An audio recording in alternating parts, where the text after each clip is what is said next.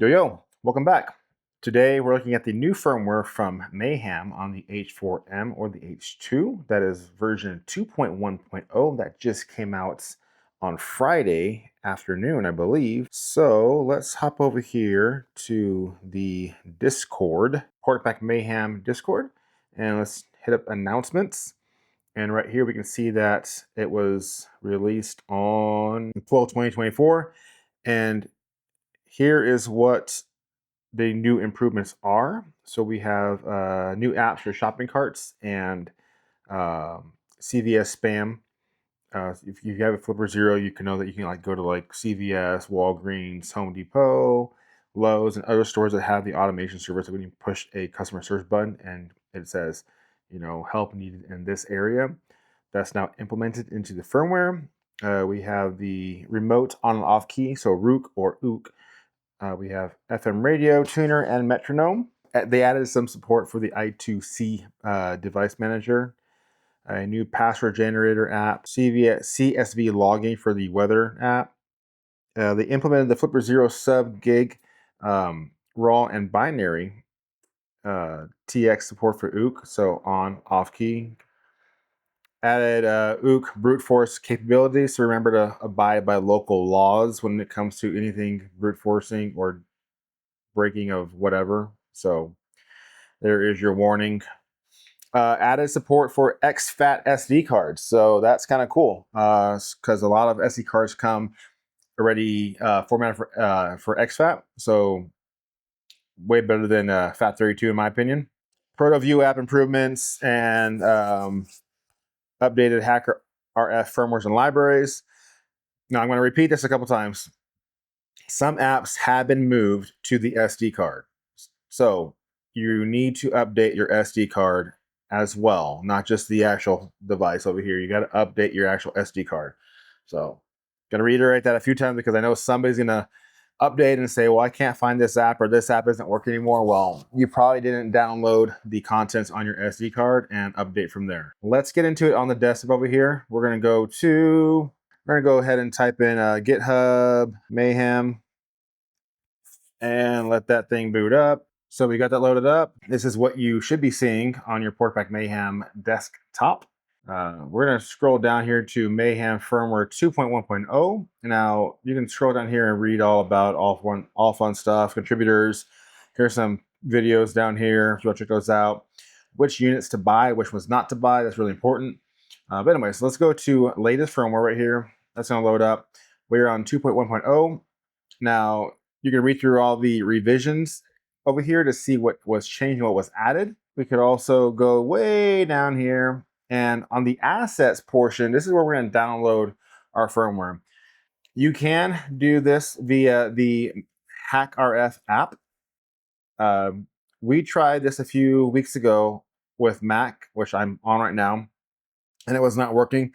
I tried this yesterday with Mac, and it's still not working. So if you have a PC, just go ahead and use the HackRF app and then copy those contents to your SD card later on. But for now, we're going to be using a little USB dongle to go to the SD card. You're going to want to download the Mayhem 2.1.0 copy to SD card with world maps. So there's one that says no world maps. You want the one that's with world maps, so it's larger the files. I already downloaded this. I'm not going to do it again, but just know that that's the one that you want. So I already got it downloaded. I already have it uncompressed on my desktop here. We can launch that and we can see all of our files. Our firmware is in there and so on and so forth. So let's just dive into updating. I'm going to turn my unit off and we are going to eject that SD card. And of course, I forgot my knife to pop that SD card out. This may or may not be in focus because I'm still using a manual lens on my overhead camera here. We have our SD card there. Now, I have a video coming out in a few weeks regarding SD cards because not all SD cards are created equal. So I kind of wanted to share some knowledge and experience I've gained over the years of using SD cards and which ones I recommend. So stay tuned for that. I already did update to 2.1.0, but we're just going to go through it again, okay? My SD card here. So pretty much once your SD card is in place, you're just going to copy all these files over to your SD card. I know I said that this can't format, that the TACREF can now read in exFAT, but don't format your card until after you update, because if you format exFAT now and then you try to update, it's not going to work because your TACREF is still running on the previous system if you're not already on 2.1.0. So, little side knowledge there. Don't just think, oh, I can throw my SD card in, format it to exFAT, and then update. Can't do it. You need to be on 2.1.0 to update or to use exFAT. I'm not going to copy this over because they're already over there, but pretty much that's what you're going to do if you are using SD card method, is just unpack that zip, copy all those files over to your SD card and dump them, and then let it do its thing. It takes about 2 minutes because when you unpack it, it goes from like 549 megabytes to like 2.55 gigabytes. Fairly large system, but once you're done with that, eject it. And we're going to go ahead and pop that SD card out, and we're going to pop it back into our HACRF H4M or H2. And there we have it. Now, once we're here, we are going to go on, and we're going to go ahead and go down to utilities right there. Once you're in utilities, we're going to go to flash utility, and you can see here that we have the Mayhem 2.1.0 tar file. Now, you're seeing these right here, this dot Mayhem, that's a Mac thing, so don't worry about it. Yours won't have that. Macs, for some reason, when they copy files over, they add in like a root subcategory of like a dot, whatever that file name is. I don't know why. It's annoying, yes, but one of those stupid Mac things, right? Once we're there, let's just go ahead and, I'll just go ahead and reflash mine because I don't have anything saved on here. Hit yes. It's going to do its little thing. That's going to take about, I don't know, 20 to 30 seconds. Unpacking tar. 15 seconds to go, and then it's going to reboot itself, which is nice. And there we go. Once we click the home button, we can see that we are on 2.1.0. Now, if you want to check that it does do exFAT32, you can eject, and then you can format that card on your computer. So let's go ahead and do that. So I can show you that it indeed does do. And for the giggles of it, we're going to go ahead and reformat that card. And we're just going to erase it. And we're going to title that H4M. I'm going to format that in exFAT and hit erase. That's going to do its little thing. Done. Once it's done, and then now that it's done, we can then take all of our files over the SD card. And then you can see that, like I said, it's 2.55 gigabytes, so that's going to take a hot minute to transfer over, depending on your read and write speed of your SD card and, of course, what your computer is able to do. So those are now over to the SD card. Let's go ahead and eject that card. God, the sun is like, I'm in my garage and there's a window right across from me. And it was nice and cloudy until I came in here and started recording, and the sun is just like full blown and then back out.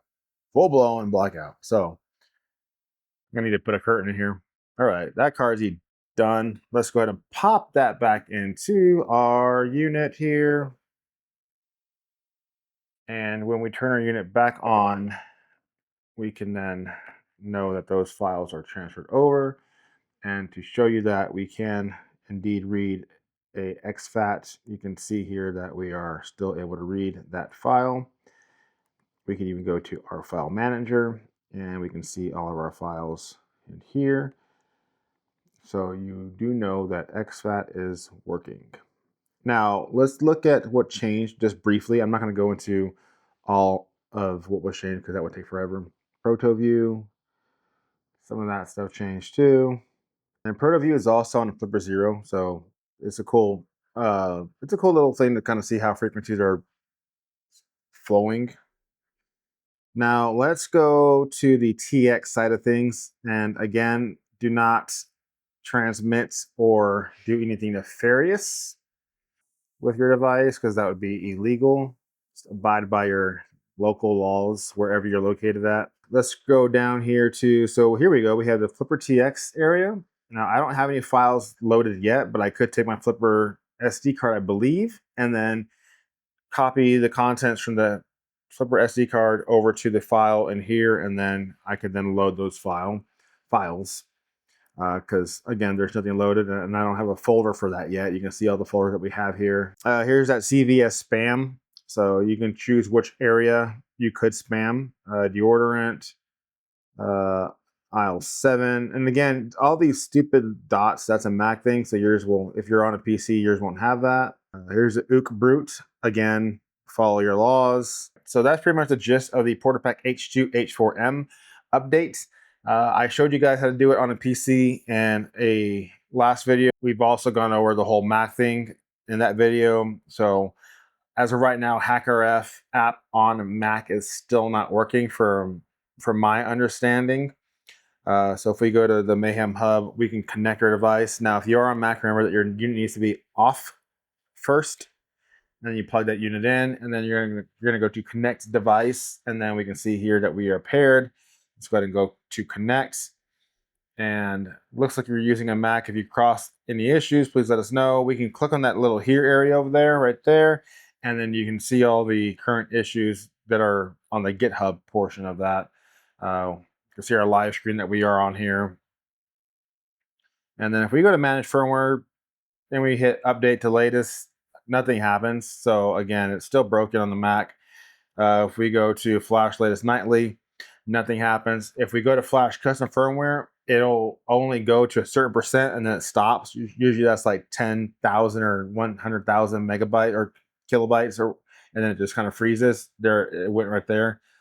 And you can see right there that we are only got, it sent 100,000 bytes. It sent 100,000 bytes and nothing changed on the unit. So something's still broken on the HackerF app for Macs.